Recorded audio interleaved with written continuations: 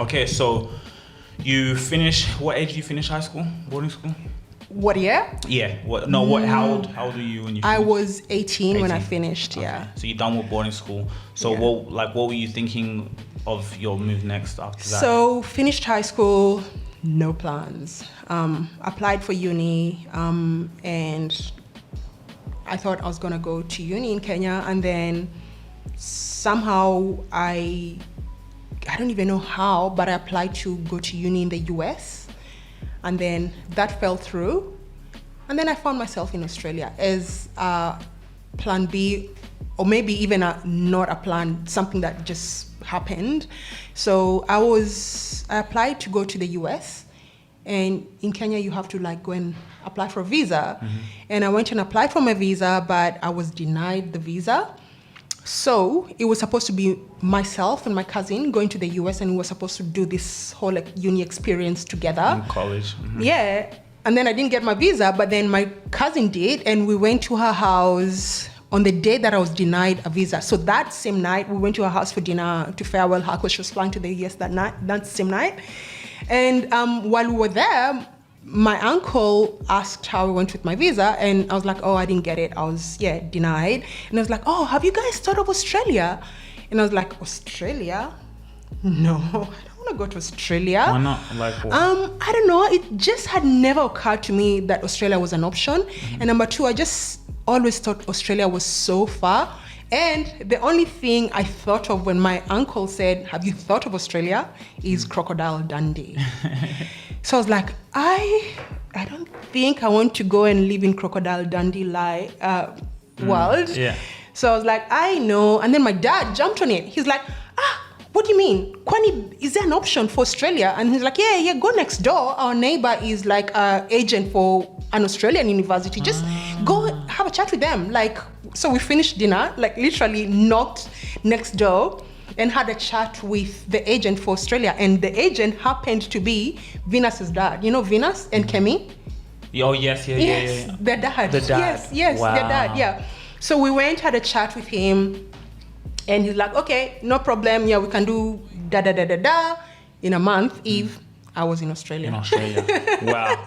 And you're at the age of 18 years old. Yeah. No, I was, how old was I? Was I just about to turn 19? 19. Yeah. On this path of life that I'm on right now, I'm always thinking about the future. I'm always thinking about my financial future. How can I make important moves now that are going to impact me when I'm older? This video is sponsored by Raiz. Every time you get an income, you can set weekly, monthly, daily investment goals. You can put aside money while you're growing and seeking the best future for yourself. For me, what I do is every week I have an amount and it puts the money into the stock market. It's all about compounded interest. The actions and the things that you do today are impacting your future. So for me to continually having that compounding interest of money being put away into the stock market, by the time I'm 30, 40, 50 years old, that amount is generational wealth. That is the power of compounded interest. It's always important to think about your future, always important to think about tomorrow and 20 to 30, 40 years from now. What Raiz has done with the Rubasha Family Podcast, they're going to give you $5 once you sign up with the Raiz app and you're approved. You can start your financial journey today. None of this is financial advice. Hit the link in the description, get $5 into your account once you're approved, and get started on your investment journey today. And okay, so you're about to turn 19. Those teenage years, turning 19, how was that experience as because you're a girl growing up, you're becoming a woman. How was that experience? Like, did you have outlets, people to talk to? Did you start dating? Did you have a boyfriend? Here in Australia? No, just before you had moved to Australia. So that critical age of 18, 19, Yeah. just before you moved to Australia. No, none of that. I was a very slow developer. Actually, in high school, some of my friends had boyfriends, and I felt really excluded because they'd go, oh my God, we can't talk about that because Lois is here. Like they used to see me as like a little girl, who wasn't developed and stuff. So they'd whisper and talk all these stories without telling me, and I felt so excluded. But yeah, so that's the answer. No, I didn't have a boyfriend, and I didn't date, and I did none of that before I left Kenya. What was your mindset at that point where you just focused on school? Was it curious to you? Like, what, you're hearing these girls say stuff like that. Like, how was your did you have someone to talk to about it? Or were you just like, all right, I'm in school and... Yeah, I'm curious. and maybe interested, but those doors were closed. There was no way I could meet any boys. I went to an all-girls school.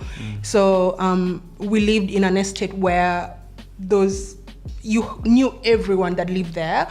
And like, it was like family friends, and we didn't have very many boys in the I don't know, like, actually I don't know, the boys were just not accessible to me. Yeah. So it was just school.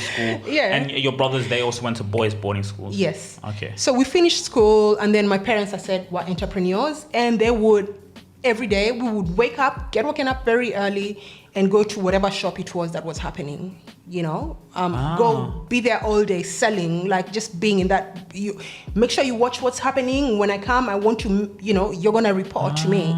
So yeah, we didn't have time to we didn't have any idle time, should I say. Yeah. Wow. We were really occupied. Like holidays, we were going to the business to work or do stuff. Yeah. Wow. So it was always, there was no chilling at home, It was school holidays come, you're in the shop working. At the shop working, or, you know, if it's that off day and you're at home, no TV during the day. And we were expected to be productive. So my dad would wake us up in the morning before he left. He'd knock on your door. He's like, why are you still sleeping? You know, when I come home, I want to see, we had dogs in a big compound. He's like, I don't want to find any dog poo on the compound. And I want you to make sure the fence is good, or slash the grass, or we're giving chores. There was no just chilling. There was no chilling in my household. Yeah. Wow, you can see it's interesting to hear your parents, I think those are the fundamentals, seeing the work it takes, seeing no, you're not just gonna this life isn't easy. What happens if maybe we go today or something? How are you able to have responsibilities?